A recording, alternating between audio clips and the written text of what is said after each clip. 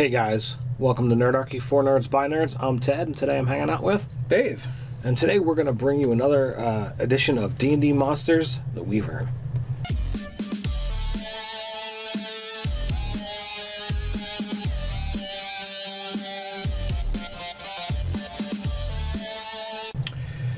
Before we start that, jump down to the description below where you can find Nerdarchy, the newsletter. Gain regular RPG tips as well as learn how to game with Nerdarchy. So Wyvern, Wyvern, however you want to pronounce it. What do you think? Either way, they are one dangerous monster.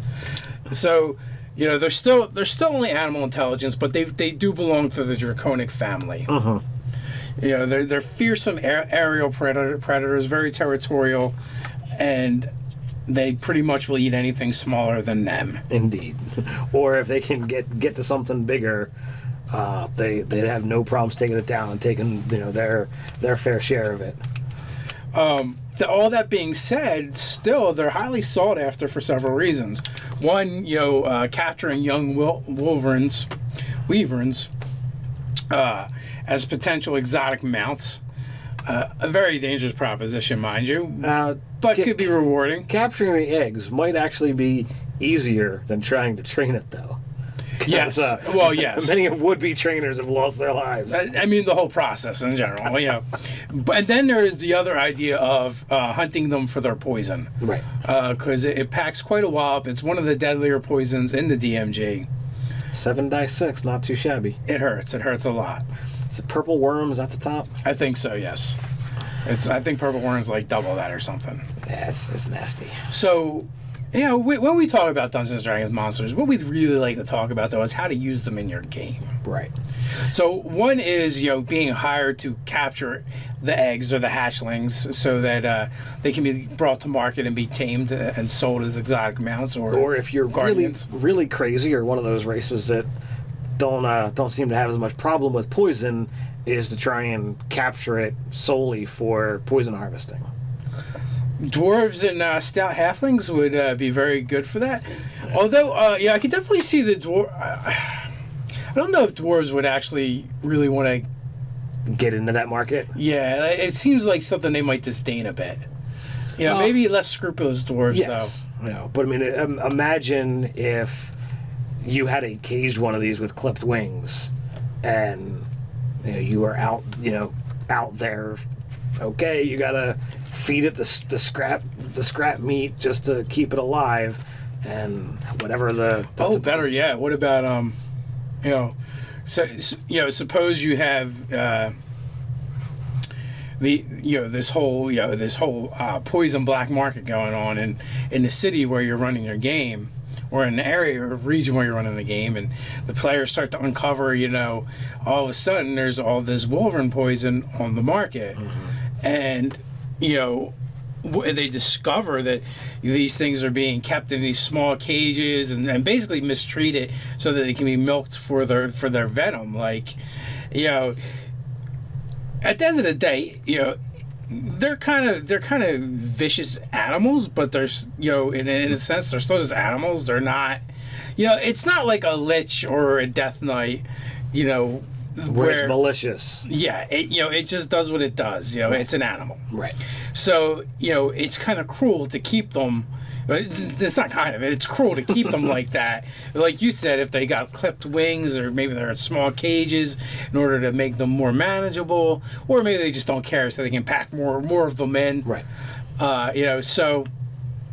Maybe basically like a crime rink, you could use them as the adventure. The idea is your players will free them.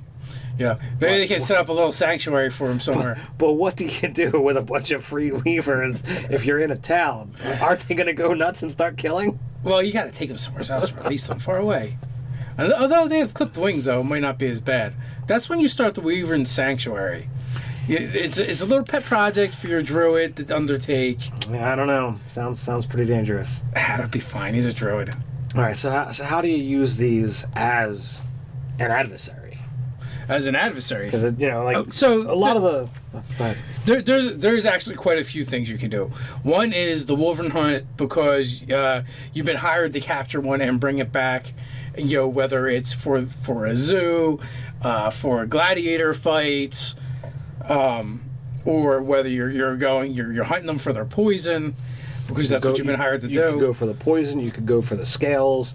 They are the eggs. They are draconic, so you could be looking for the trophy. You could be, or it could literally just be, Farmer Jones is having his farm terrorized, and the cows keep going missing. The cows, the sheep, the goats, the kids. You name it, yeah. So I feel like, because I've seen some flack about this on the interwebs, on Facebook, that we can't finish up the Wyvern discussion without mentioning Game of Thrones. Ah, okay. Because basically those dragons... They're not dragons because they don't have 4 legs. See, but I disagree, because here's the thing. They're just another type of dragons. Because Wyverns do not breathe fire. They don't have the poison stinger. They're not really Wyverns. But if you actually look at the section here, it does say large dragon. Right there, Wyvern, large dragon. Well, yeah, they're the dragon type. Wyverns are dragons. End of story. Well, yeah, in D&D, according to Watts. But for Game of Thrones, I think I don't think it's a big deal that those dragons are depicted without 4 legs. Right. I give GOTS my personal pass. They breathe fire and they're really, really big. Yes. They are bigger than a Wyvern. Right. Wyverns. So if you're going to use a Wyvern in combat against your players, you want to make sure that you're following this little section here that says aerial hunters, because they don't want to come on the ground and come down to the players. They want to fight on their terms. So they're going to do a flyby, if you will, using the strafing runs. Yes, if you're using the old 3.5 terminology, it's taking a flyby attack. It comes in, it swoops, it bites, it stings, it does its thing. Now its claws have a stronger attack than the bite, so if it's aerial, you want to use your claws and the sting as opposed to the bite and the sting. Well, yeah, but that being said, you get reach with the bite. That's true. So, you could safely, come by with a strafing run and not draw attacks of opportunity. That's true. By using the bite instead of the claws.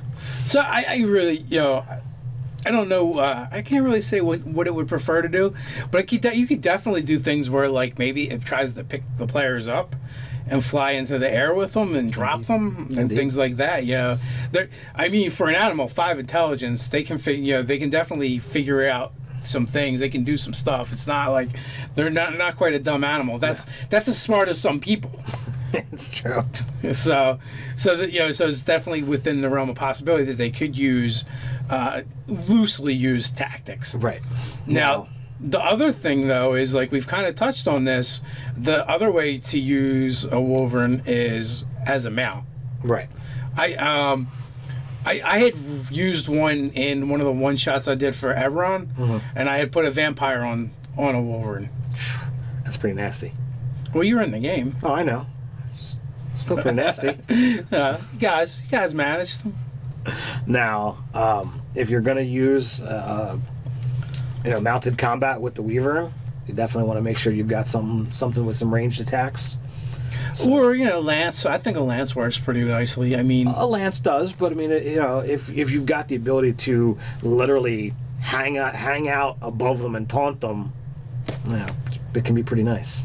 I think so, but I think at a certain point though, it gets hard to control your mount because the nature of the Wyvern, because they are a little bit smarter and they are very aggressive.